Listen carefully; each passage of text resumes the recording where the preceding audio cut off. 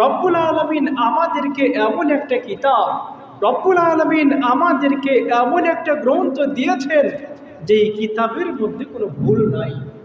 পৃথিবীতে পবিত্র কোরআন ছাড়া যত বই আছে, প্রত্যেকটা বই পড়ার সময় দেখবেন প্রত্যেকটা বইয়ের শুরুতে ভূমিকার ভিতরে লেখকগণ লিখে দেয়, প্রিয় পাঠকবৃন্দ, এই বই আপনারা পড়বেন, বইটি পড়ার সময় যদি কোনো ভুল আপনাদের দৃষ্টিগোচর হয় তবে আমাদেরকে জানিয়ে বাধিত করবেন। পরবর্তী সংস্করণের সময় আমরা এগুলোকে সংশোধন করে নিব।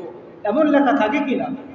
প্রত্যেকটা বইয়ের মধ্যে লেখা থাকে, অথচ পবিত্র কুরআন রব্বুল আলামিন শুরুই করেছেন চ্যালেঞ্জ দিয়ে, যালিকাল কিতাব লা রাইবা ফীহ, এমন একটা কিতাব আমি তোমাদেরকে দিলাম, লা রাইবা ফীহ, যে কিতাবের মধ্যে কোনো ভুল নেই। আল্লাহু আকবার। ভুল থাকবেই বা কি করে? কারণ এই কোরআন যিনি নাজিল করেছেন তিনি কে? আল্লাহ।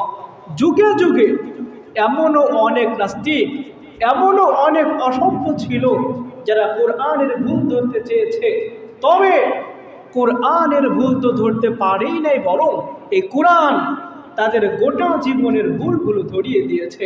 আপনারা অনেকেই জানেন 1981 সন থেকে নিয়ে 1995 সন পর্যন্ত ফ্রান্সের প্রেসিডেন্ট ছিলেন ফ্রান্সোয়া মিত্রান। 80-এর দশকের শেষের দিকে তার শাসন আমলে ফ্রান্সের প্রেসিডেন্ট মিশরের প্রেসিডেন্টের কাছে চিঠি লিখল, মিশরের রাজধানী কায়রোতে থাকা ফিরাউনের লাশকে প্রত্নতাত্ত্বিক গবেষণার জন্য যেন প্যারিসে পাঠানো হয়। মিশরের সরকার এই আবেদন মঞ্জুর করে ফিরাউনের লাশকে পাঠিয়ে দিল প্রত্নতাত্ত্বিক গবেষণার জন্য। অতঃপর হাসপাতালের একটি বিশেষ ইউনিট মাথাটা নত করে ফিরাউনের লাশকে স্বাগত জানালো, নাউজুবিল্লাহ। অতঃপর ফিরাউনের লাশকে প্রত্নতাত্ত্বিক গবেষণার জন্য হাসপাতালের একটি বিশেষ ওয়ার্ডে রাখলো। আর এই গবেষণা টিমের প্রধান সার্জন যিনি ছিলেন ফ্রান্সের বিখ্যাত surgeon professor doctor Maurice Bucaille, ফিরাউনের লাশ নিয়ে গবেষণা করার পরে বলছে যে আমি ফিরাউনের লাশ নিয়ে গবেষণা করলাম। লাশ নিয়ে গবেষণা করার পরে ফিরাউনের দেহের ভেতরে আমি লবণের কিছু অংশ পেয়েছি, তার মানে ফিরাউন সাগরে ডুবে মৃত্যুবরণ করেছে। কোথায়? সাগরে।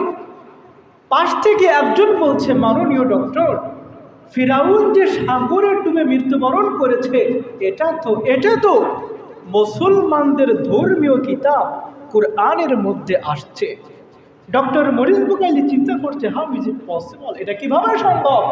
কারণ ফিরাউন মৃত্যুবরণ করেছে আজ থেকে নিয়ে 3000 বছর আগে, আর ফিরাউনের লাশ পানি থেকে উত্তোলন করা হয়েছে 1898 সনে, আর কোরআন নাজিল হয়েছে 1500 বছর আগে। তার মানে হচ্ছে কোরআন যখন নাজিল হয়েছিল ফিরাউনের লাশ তখন পানির ভিতরে, স্থলভাগে ছিল না। সুতরাং ফিরাউনের কথা পবিত্র কোরআনের ভেতরে কিভাবে আসতে পারে? ডক্টর মরিস বুকাইলি বলছে, আমার কাছে কোরআন নিয়ে আসো, আমি দেখি কোরআনের ভিতরে কোনো ভুল আছে কিনা, কোনো ভুল ইনফরমেশন আছে কিনা। ডক্টর মরিস বুকাইলি এবার কোরআনের শুরু থেকে নিয়ে নিজের মাতৃভাষায় পড়তে শুরু করলো। আলিফ লাম মিম থেকে নিয়ে মিনাল জিন্নাতি ওয়ান নাস পর্যন্ত পড়েছে, অথচ পবিত্র কোরআনের একটা ভুলও ধরতে পারে নাই। মনে মনে সিদ্ধান্ত নিয়েছে, আরে কোরআন তো নাজিল হয়েছে আরবি ভাষায়, আমি যদি আরবে গিয়ে আরবদের শায়েখদের কাছ থেকে পবিত্র কোরআনের ব্যাকরণগুলো জেনে নেই, তবে আমি বোধহয় পবিত্র কোরআনের ভুল ধরতে সক্ষম হব। যেমন চিন্তা ভাবনা তেমন কাজ, আরবে চলে গিয়েছে। আরবে গিয়ে আরবদের শায়েখদের কাছ থেকে পবিত্র কোরআনের ব্যাকরণগুলো পড়ে এবার সে পবিত্র কোরআন পড়তে শুরু করেছে। উদ্দেশ্য কি? নেকি অর্জন করা নাকি ভুল ধরা? নেকি অর্জন না ভুল ধরা। আলিফ লাম মিম থেকে নিয়ে মিনাল জিন্নাতি ওয়ান নাস পর্যন্ত পড়েছে, অথচ পবিত্র কোরআনের একটা ভুল তো ধরতে পারে নাই, বরং অবশেষে ডক্টর মরিস বুকাইলি বলছে, হে দুনিয়ার মানুষ, আমি তো আসছিলাম পবিত্র কোরআনের ভুল ধরতে। পবিত্র কোরআনের ভুল তো আমি ধরতে পারি নাই, বরং এই কোরআন আমার গোটা জীবনের ভুলগুলো ধরিয়ে দিয়েছে। সুতরাং যুগে যুগে যে বা যারাই পবিত্র কোরআনের ভুল ধরতে আসবে, পবিত্র কোরআনের ভুল তো খুঁজে পাবে না, বরং এই কোরআন তাদের গোটা জীবনের ভুলগুলোই ধরিয়ে দেবে। ঠিক কিনা সম্মানিত প্রিয় মুসল্লিবৃন্দ?